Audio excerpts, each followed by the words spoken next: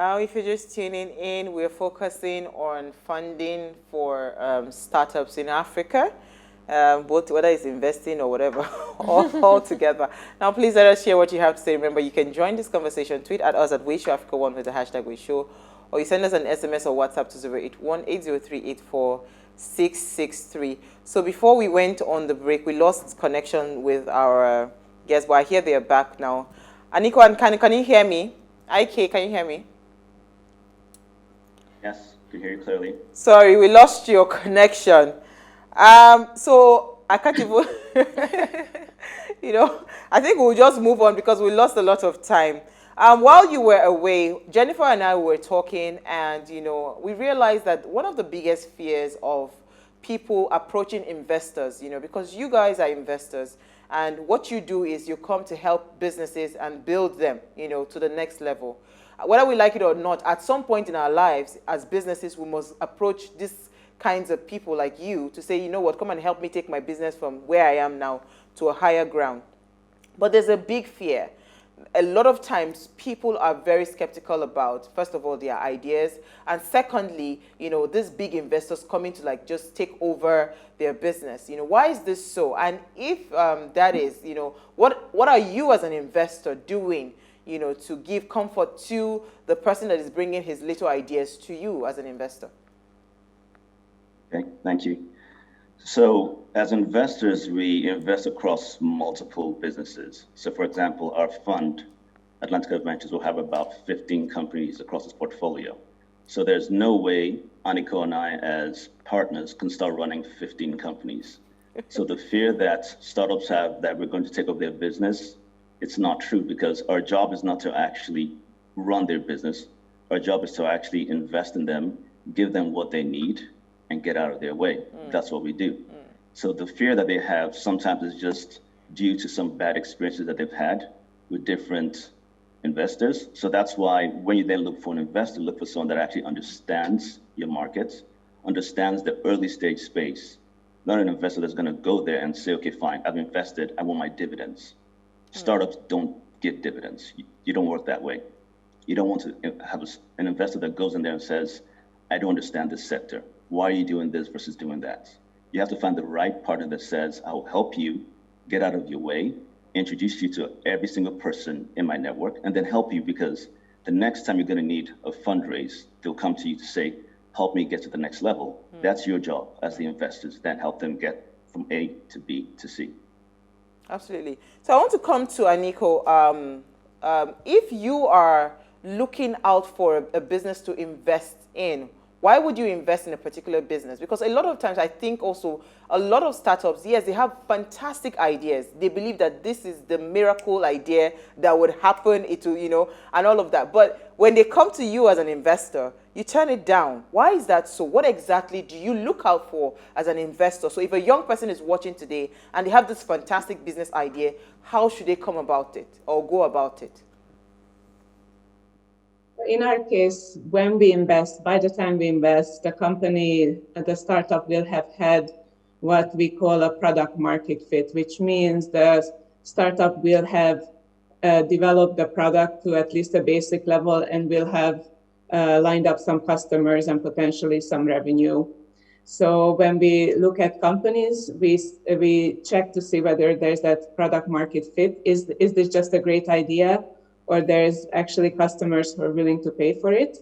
But more importantly, actually, we look to the founders and try to get to know them and see if they have expertise in the sector.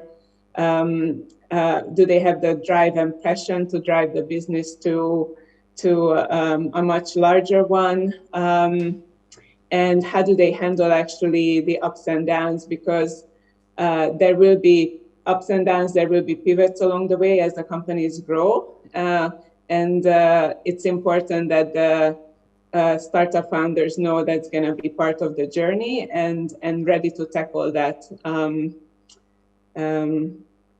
That's what I would Okay. say. Okay, so I think you're a safe investor. So you're not those kind of people that would invest in my dreams. I just have this fantastic dream, you know. And then they give you the money. And they give you the money. But so I was going to come to IK. If you have like one thing to say to someone that is watching today, you know, that is really, really desperate at that point where they need to scale their business, would you advise that they come to you as an investor or probably look for, because there are other sources of funding. You know, funding is not limited to just, there are different kinds of funds. You know, what would you advise what would your advice be to that business? So my advice to any business is when you're looking for an investor, you're looking for a partner. And investors are there for a long-term journey, you know, 5 to 10 years plus. So you want someone that you can have a conversation with across the table to then say, am I doing the right thing? How can you help me? Where should we go to next? So money is fungible. So anyone can then give money. But in terms of providing the value add, i.e., I'm trying to actually expand to this market. I'm trying to reach this customer. Or I've seen a similar product that's been developed in the UK, the US, any other place. I need to then talk to that founder and have that experience. That's what capital just doesn't bring. That's what an actual firm with the people and the experience can actually bring to that startup. So that's what they should actually start looking for, is not just the capital, but who can actually help me drive value. Yeah. Okay, so as an investor, what are the risks involved for your business? Now, it is one thing for startups to say, oh, I need funding, I need an investor, I want you to pump money into my business and all of that. I also feel like a lot of startups have not done the due diligence, and they also don't understand what is at stake if the business model doesn't kick off or if it doesn't go right. So I'm asking, I want us to like place more awareness on what the risks are for an investor. Now, if you're giving me money, I need to know that if I don't do well in the business, then these are the things that you would have to face and all of that. Would you take over my business? Yeah. Because we have a case that that we anchored on. A big pharmaceutical chain in Nigeria, they had major issues with their investors, you know. So what would we be looking out for if there's something and it fails in the process? Okay, so everything is typically governed by a shareholders agreement. But the way startups are actually run, the investors aren't there to take over. An investor would not know the first thing to then do to then step into a business. The only thing that can happen is if certain covenants aren't met, there are different actions that the shareholders agreement can then say, well, you promised to do A, B, C. For example, reporting requirements, for example, access to information or any of those different things. Those things are issues that could be solved. But if the business actually turns in a different direction, let's say the market, collapses or the actual product fails, the essence of venture capital is that you're taking an adventure to risk, and it's risk capital. And as VC investors, we're actually, geared to understand that some businesses will fail. Yeah. So if it fails, that's something that we've built into our assumptions, and we will try our best to actually help those startups not to fail. And there are different signals that the startups can give to you during their journey. You can start seeing sales trending a certain way. You can see competitors coming into the markets. And we then come in to then say, we think here's how to course correct in terms of your journey. But if it fails, there's really nothing in terms of a VC investor that we should then be doing. Our job is to then help them succeed and grow. Okay, so I want to stay on this failure. I know of some businesses that, he started a media company, major, huge investment, and the business crashed.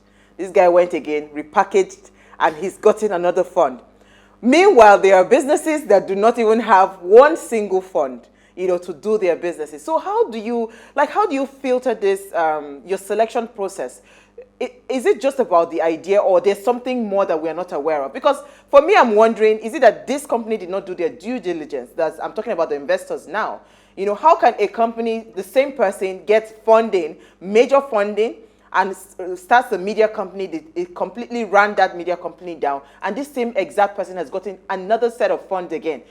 other businesses with great ideas have not been able to get access to funds. So what exactly is the venture? Is it that you don't do your job, or maybe the guy just knows how to package it right? Maybe I can answer it Go ahead. in this way, which is, I think that's why it's important, and that's why how we think about wanting to be partners of businesses. And partnership means starting early and supporting the businesses along the way. So way before we invest, we get to know the companies, try to help them with their development, try to grow them, whether we help them with introductions to customers, channels, partners, suppliers, introducing them to peers in another geography that's not competing, so the two founders can talk to each other. We do that and follow the ride and support the entrepreneur until the point where we can invest. So we don't go in blindly. We don't look at the companies and in 2 weeks' time make a decision. We get in early, we support, we see if we are right partners for each other. The same way we want to make sure that the founder is the right partner for us. It's important that the founder believes that we really bring value to their startup.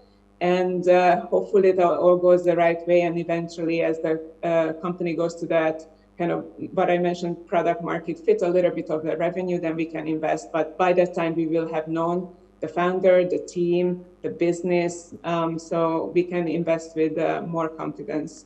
Absolutely. Okay, so let me come to Ike. You are an impact investment company. I know most times, you try to deal with pertinent issues as an impact investor. The biggest challenge, or one of the biggest challenges that we have in Africa, is poverty, terrorism, corruption. I mean, the list is endless. We have a lot of challenges in Africa. So how are you positioning your company to be able to fight some of these vices?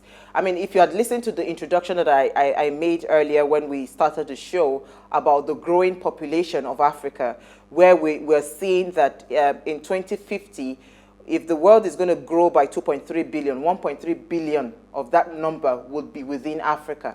That's a huge number. Compared to the economic strength that we have today in Africa, I don't think we can accommodate that kind of population outburst. So how is Atlantica Ventures positioning, to fight some of these things and build more startups so we can have more people economically empowered, to be prepared for this? I believe that we can plan for this population, if you ask me, through the business space. Yes, I agree with that. And so when we look at our business model, which is to then invest in startups that generate financial returns and impact, you can't separate the two from each other. If you just have impact and no financial returns, it just ends up becoming a grant. So you need both to actually survive. So when we look at different sectors that we focus on sectors such as fintech, logistics, agri-tech, digital security, B2B marketplaces, and IoT. These sectors actually have a strong impact focus on a tie to the UN SDGs. So I'll give you an example. One of our portfolio companies that we just recently invested in, called Curacell, they're an insurtech company. They're based in Nigeria, and they have customers in East Africa and also in Ghana. And what they do is they actually solve the insurance problem. So if you look at insurance, low penetration across all of Africa. And the reason why is because it's very, very manual. There's a lot of fraud in there and a lot of waste. What Curacell does is health maintenance organizations. We will help you digitize your process flow. We'll help you find the fraud and the waste in the claims process in the organization, help you to become more profitable. And when you become more profitable, guess what? You can actually give out more insurance out there in the market at better premiums. That's one area in terms of impact that we work. So we look for startups that have that built into their business model, that if we actually do good, we can make money, and you can't separate the two. Absolutely, that's fantastic, and that we are solving corruption problem, or that is embedded in the system, But I can, and because we've actually run out of time. Yeah. So we have like 5 minutes left. I just want you to just tell us, what you see the future of startups for Africa? Because I know that, I mean, when I read most of your profile, you're really focused on building, using tech. And frankly speaking, tech is our future and is here already, you know. So what do you see the future of startups for Africa looking like, you know, maybe in the next 10 years? You know, how would it look like? I mean, we celebrated PlusTvAfrica becoming a unicorn in you know, so I mean, for me, that's a plus for us, you know. But how can we build more PlusTvAfricas, you know, in Africa? So the way to build more startups in Africa, more unicorns, is really just to find these startups at the early stage, help curate them, you know, encourage them, give them access, help work with the different regulatory bodies to then provide that ease of doing business across the different markets, and really just expose them to the global marketplace, because we believe that startups that start in Nigeria are globally competitive. Startups that start in Kenya, Ghana, can actually scale across markets. So for example, one of the companies in our portfolio, Migo, they're started in Nigeria. They're now actually in Latin America. So it's possible to actually take technology that's built and developed by Nigerians and export it globally. And I think that's something that us as Africans need to start empowering, you know, Africans, investing in startups, really encouraging them, and looking at them to then say, it's okay to actually start up. It's okay to actually maybe fail in what you're doing. Don't have that stigma in terms of failure. You should actually help them celebrate the fact that they have tried to do something that is very, very hard. You ask the average person and they'll look at a startup, they'll say, I'll just go get a job somewhere in a bank or a telco and call it a day, versus start something, solve a hard problem, and then you'll be rewarded for it. We have one on set here. She was supposed to start a fashion business, and she packed it, and she's having a 9-to-5 job. So there are a lot of people that have packed the startup in one corner. That no, I'm not dealing with this. But let me come to, because I mean, this was the initial question I had asked Aniko about, you know, the uniqueness of Nigeria. I want to bring it home to Nigeria because, I mean, Nigeria we have a myriad of problems, you know, corruption and everything and all of that. So if you had something to say to because it's actually tough starting a business in Nigeria. It is. I mean, with even currently now with the clamp down on tech companies, I mean, Jennifer was saying it's almost like the government is head on trying to bring some kinds of policies that cripples the tech businesses in Nigeria, because they are the ones actually thriving and doing well. You know, so what would be that counsel or whatever it is that you would have, you know, for tech startups in Nigeria, Aniko? Sorry, the question, what would be the what? I said, what would be the counsel or the advice that you were gonna give, you know, to maybe let's channel this to the government, because they are the ones almost looking like they're shoving some kinds of policies that are restrictive when it comes to tech businesses in Nigeria. So if you had a counsel or an advice to give to the government, what would that be, you know, to enable tech businesses grow? Well, I think the digital economy, fourth industrial revolution is the future. And I think that gives real chance for Nigeria and a lot of other African countries to really pick up the country economically and really accelerate economic growth, make the economies more diverse, more globally competitive. Startups allow that to happen. So what I would recommend, and what I actually did in my previous job at IFC, in talking to governments about it, is really focus on the startup ecosystem and see how it can be accelerated, how the enabling environment can be simpler, friendlier, things like a startup act that some of the other African countries are already contemplating to be implemented, so it's easy to start a startup. Keep strengthening the underlying digital economy in terms of digital infrastructure, so we don't have the interruption, for example, we had on the connectivity side, which I used to focus on a lot in my previous job, including in Nigeria. So building that ecosystem, that the bigger and deeper it is, the easier it will be for startups to get started and then keep on accelerating. I think the nice thing now is that there's proof in the pudding that this is real, that African startups and African tech and African entrepreneurs and Nigerian ones are just as good as any other entrepreneur anywhere else. In the world, So it's not a talent issue. And that's what the last couple of years now have shown, and specifically in Nigeria, you mentioned Paystack, which was one of our portfolio companies, or you mentioned Flutterwave. This is the beginning, I think, of a really big cycle, and the more the government can enable that, the better it is. So I would say this is the future, and I think this is the startups are the things that can really lift up Nigeria and other African economies. Absolutely. I think that's a fantastic way to wrap up. Thank you so much, Aniko. Szigetvari, I learned your name. I was going to ask you, you've not mentioned that name. With my last name, you know? I had to. Ike helped me a lot. He sent me a voice note, and so I learned the name. Thank you so much, Aniko, and thank you, Ike Kanu, for joining us this evening. It's been an amazing time. We hope to host you again, maybe properly this time around. We'll not have interruptions because we had a lot of questions, but the time ran so fast. Thank you so much again. Our pleasure. Thank you. Thank you. Pleasure. Thank you. All right, so Jennifer, what do you think? Are you going back to starting up? But they've already told you they're going to help you. I've moved on. I've moved on from fashion. I'm now full on tech. So I'm looking into tech startup. But I don't intend to. It's not in my nearest 5-year plan. Okay. Yeah, maybe sometime after that. Don't waste time, oh. Now is the time. Now is the time. Take advantage and catch the bug, catch the wave. I feel like I still have a lot to learn. Like my mind is so open right now and I'm assimilating a lot. Yeah. That's why I was saying I finally picked up reading and it has been amazing. Okay. So I'm open to so many opportunities. I hope our viewers learned a lot as well.